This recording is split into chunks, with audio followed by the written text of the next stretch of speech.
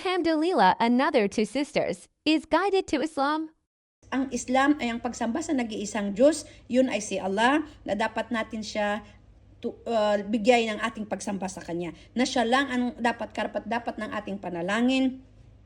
Dahil siya lang ang ukulan ng ating pagsisi, pagpasalamat, pagsamba, pagsunod po sa lahat ng mga inutos po ng Panginoon. Muslim ang tawag sa tao na ang reliyon niya ay Islam. Naintindihan? Kaya ang Islam is a perfect religion from Allah that ordered us to worship Him alone. Na kailangan natin sambahin lamang siya. Wala nang iba. Na kung gusto mo magbalik Islam, ang unang-una sa kondisyon doon, it should be from your own self.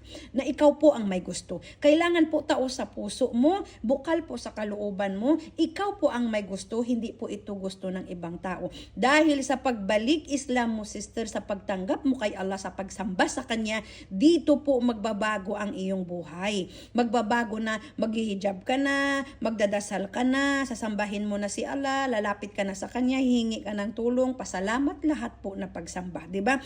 Si Allah na po yung tatawagin mo. Yung panumpa mo na yan, your testimony na magsyahada ka, it is between you and Allah. Nandito lang ako as a witness na ikaw po ang mag-execute noon. Dahil nung tinanggap mo si Allah na nag-iisang Diyos at kinikilala mo si Propeta Muhammad na sugo ng Diyos, doon magsisimula ang iyong pagbagong buhay. So simulan natin. Ashhadu alla ilaha illallah wa ashhadu anna Muhammadan abduhu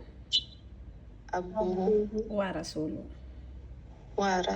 Takbir, Allahu Akbar, takbir, Allahu Akbar, takbir, Allahu Akbar. Congratulations po sa inyong dalawa.